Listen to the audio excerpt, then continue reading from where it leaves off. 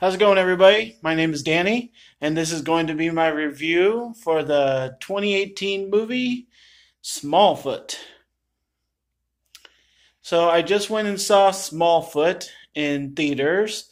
It was a premiere a week early. It actually comes out September 28th, and I got one of the last seats, which I was kind of happy about, but it was just me, so I was able to just sit on the aisle, and I actually like it on the aisle, so that's good. So, this is Smallfoot. It stars a bunch of people. Channing Tatum, Zendaya, um, LeBron James has a voice in there. Danny DeVito, and a bunch of other people. You're just going to recognize their voices. And if you don't look at the credits, you'll recognize a bunch of names. This is the story of the twist of the old legend of Bigfoot. And they never actually say the word Bigfoot in this movie, if you notice that. So this is a twist, and it's about the Yetis thinking that the humans don't exist. They live in this kind of closed off society, and they've been raised and brought up to believe that they're all that exists, and that Smallfoots don't exist. That there's no such thing. It's just a made up legend, kind of like we in today's society for humans believe that Bigfoot doesn't exist. So it's kind of an interesting story. It's kind of a twist on the old legend and everything. That's cool. And I think that this is up there with enjoyable as much as Frozen or any of the animal movies that we've had in the last year or two. It's up there. It's very well done. It's very thought out. Lots of interesting jokes along the way. And so I think that Smallfoot is kind of the way that I would describe it is that it's very enjoyable. It's very well done. That's fine. So you can't really critique the actors because everybody just kind of talks and, they come across as they come across. I think some of the characters weren't necessary, but they have this whole society that they kind of have to have them. There's this one little girl that just says mind blown, and that's like her only thing to say. The goat is just around, and it kind of plays just a funny little side humor thing. You need that kind of stuff in children's movies, and it's great. Well, I'll just say this was a cartoon because I don't know how much children are going to get out of this. But so I like the side characters. They all, for the comic relief they needed, they served their purpose. The bear, the small Yeti, they all kind of served their own little purpose for comic relief. That was fine. The thing about most kind of cartoon movies or, graphic ones, comic ones, is that, they're supposed to be for kids. And so whenever I see a movie like this, even if it's for free, I'm really intense into it because I want to see if it's appropriate for children or not. So this movie gets pretty dark, gets pretty serious, throws some real thoughts at you, throws a lot of history at you of the Yetis and stuff. And, they live in this society and they end up finding out their kind of lineage and their story and everything. And I think that's where they're going to lose kids mostly, is when they get serious and when they get a little scary. And, when the laughs were there, the laughs were there. I didn't hear any unanimous laughing at any one thing except maybe when they're falling from the sky into this other, onto basically Earth from their home.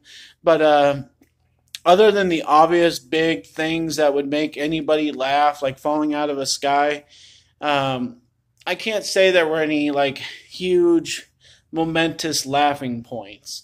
But it really gets serious when it gets serious.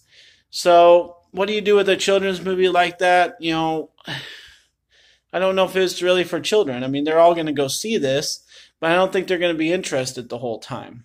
So I wouldn't advise every parent out there to bring their kid to this because when it's funny, and when it's really intense and really scary and serious, it goes that way. So as far as that goes, that kind of evens each other out. I was surprised when I got to the movie and it didn't have any previews because this is a premiere and it's about the movie and everything. The only thing we had before the movie was a music video of the song that's going to be in the movie.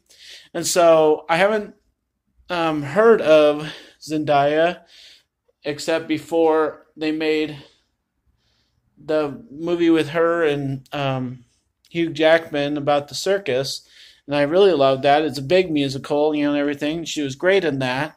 But then I guess she is one of the main characters in this, and she makes this original song and everything, and we got to see the music video of it.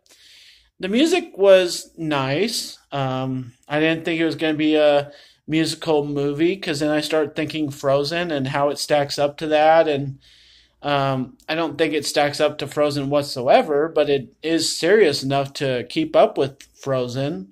I mean, Frozen gets serious and people stay interested, but Frozen was a lot funnier than this. So the songs were okay. There's one ripoff of Under Pressure and Zendaya's original song, and this other one by Common, and we know he's a rapper. So I'd like to know what you think about the rap song. That was kind of different for a children's movie. That would, people don't think about that rap really speaks to kids nowadays, and maybe they get more out of a rap song than just some little bright little musical number. And so I think that was a totally different way to do things. I did not expect that song whatsoever. So yeah, let me know in the comments if you think rap is good for children's movies or not, because I thought it went over really well. His character is the leader of this Yeti tribe, and he told this whole big story that I think is going to be a little too intense for kids in the form of a rap song. So I thought that was kind of cool. And yeah, I forgot about Common. He's a big star, but he's the leader of this Yeti tribe and everything. And so as far as the musical numbers go, there was only 3 or 4 of them. I either expected a bunch or just not any, and there's kind of in the middle. And then it has the pros and cons of the humor and the seriousness.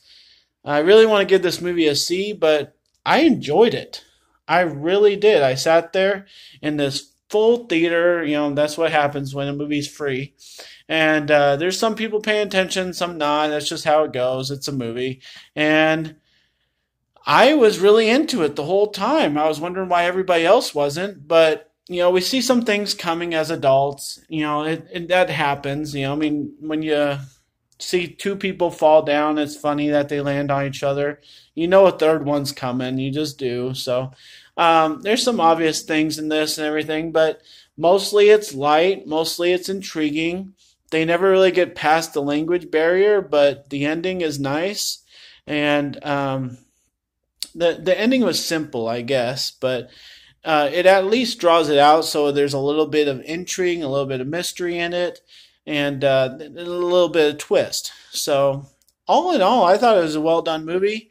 You have all these big names, you better not disappoint. So I don't think it's going to be as big a deal as some of the other musical movies we've had, and I don't think it's going to be as funny as some of the great comedies we've had, like Ice Age, or Frozen, and it's in that category with those two because it's about cold weather, cold creature kind of environment, and it has music numbers.